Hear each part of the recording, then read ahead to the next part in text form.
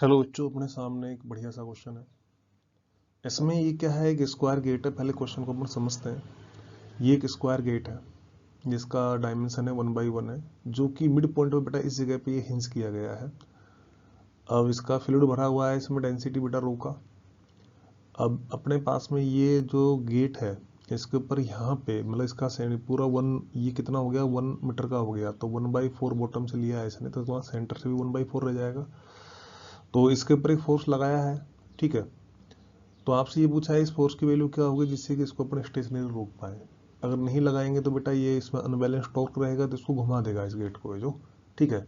इसको समझने के लिए मैंने थोड़ा सा यहाँ पे एक आपको ड्रॉ किया है। देखो, ये इसकी रोटेशनल एक्सिस हो गई। यहाँ पे जो ये रोटेशनल एक्सिस हो गई, इसमें मैंने दो एलिमेंट लिए, इसके ऊपर भी एक्स पे और नीचे भी एक्स पे। इनके फोर्स लिखे बेटा। फोर्स क्या होगा, प्रेशर। प्रेशर जो बाहर पी नोट है, यहाँ पे जो बाहर प्रेशर क्या है, पी नोट है।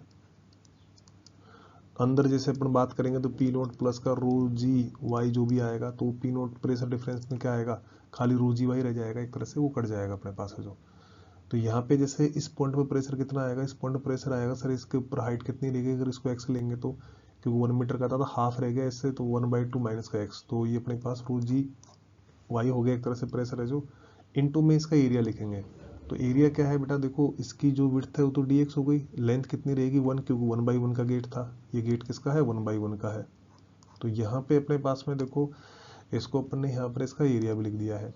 अच्छा, ऐसे ही यहाँ पे मैं बात करूंगा तो इसमें प्रेशर में क्या आ जाएगा, 1/2 प्लस का एक्स आ जाएगा, एरिया 1 इंटू में dx आ जाएगा। और ये फोर्स है।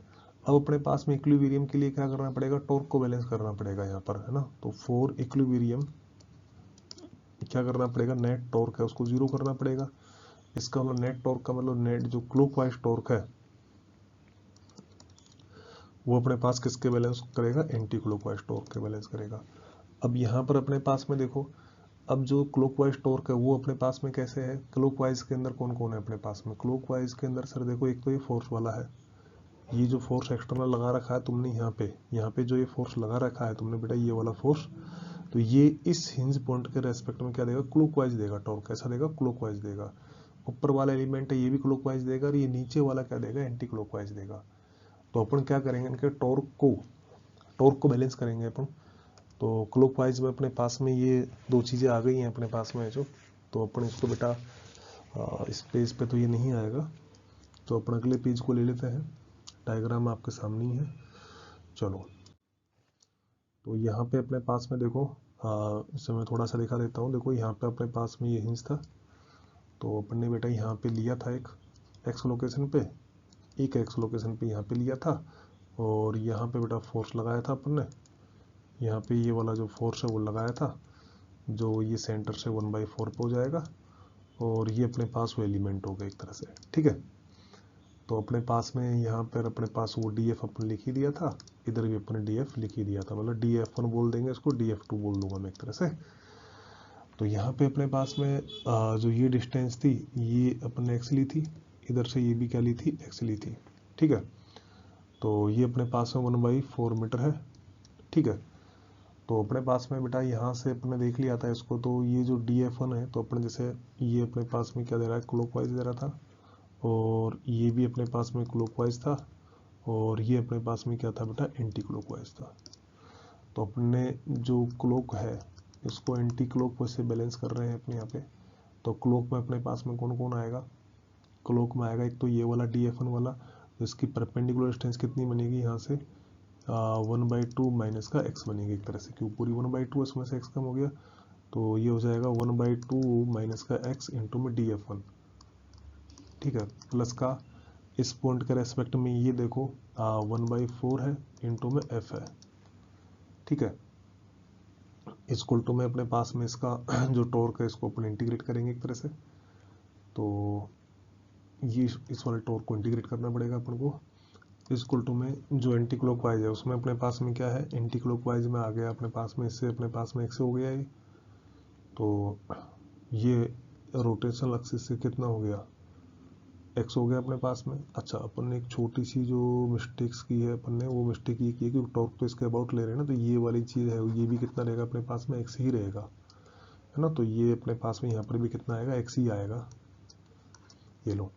और यहाँ पर अपने पास में इधर से भी क्या आएगा, रोटेशनल एक्सिस ये है ना, तो इससे अपने पास में क्या आएगा x, और ये अपने पास में क्या आएगा dF2 आएगा। ठीक है, ये अपने पास में टॉर्क की बात हो गई। अब dF1 अपने पास में कितना था, अपन ने जो लिखा था इससे पहले वाले उसमें, तो ये अपने पास में x और ये अपने पास में dF1 की वैल्यू थी अपने पास में कितनी सर, रो जी, और अपने पास में देखो ये था अपने पास में रो जी, और यहाँ से जो प्रेशर के लिए लेंथ बनी थी 1/2 और माइनस का x थी, और साथ में 1 इंटू में dx था तो dx ही था, प्लस में ये 1/4 इंटू में तो रहेगा ही रहेगा, इक्वल टू मिटा ये वाला है x है, और ये अपने पास में यहाँ पे df के लिए जो पूरी लेंथ बनी थी इस वाले के लिए, इस वाले के लिए फ्लूइड कॉलम की लेंथ थी, देखो यहाँ तक तो हाफ था, तो हाफ प्लस का 1/, है ना, तो रो जी 1/2 प्लस का x, और वो 1 इंटू में dx था, तो खाली अपन dx लिख देंगे। और ये कहाँ से कहाँ तक जाएगा बेटा, 0 से लेके, क्योंकि ये तो सेंटर में था ना, तो 0 से लेके 1/2 तक ये अपने पास में क्या हो जाएगा, इसको इंटीग्रेट कर देंगे। तो यहाँ से अपने पास में देखो, यहाँ से रो जी तो आ जाएगा बाहर, तो अपने पास में कितना हो जाएगा अंदर, ये अपने पास में हो जाएगा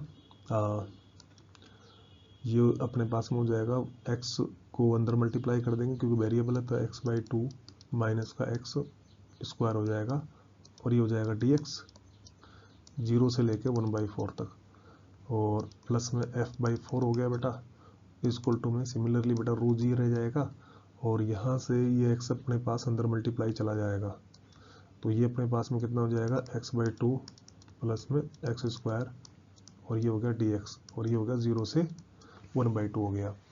तो अभी अपने पास में अब इसको अपन इंटीग्रेट करेंगे, तो ये हो जाएगा रो जी, x का इंटीग्रेशन क्या होगा, x²/2 हो जाएगा, तो ये नीचे एक 2 पहले से तो 4 हो जाएगा, माइनस का ये हो जाएगा x³ 3, और ये अपने पास 0 से लेके 1/4 है, प्लस ये f/4 है, लिमिट थी अपने पास है, ऐसे यहाँ से रो जी है, इसको इंटीग्रेट करोगे तो ये अपने पास में कितना हो जाएगा, x²/2 था तो 4 हो जाएगा, 2 पहले से, और x³ 3, और ये कितना हो जाएगा, 0 से लेके हाफ हो जाएगा। इसको जब अपन सोल्व करेंगे, इसको पूरे को अपन जो सोल्व करेंगे इस वैल्यूज को रख के, तो यहाँ से जो f की जो वैल्यू निकल के आएगी वो अपने पास में क्या निकल के आएगी,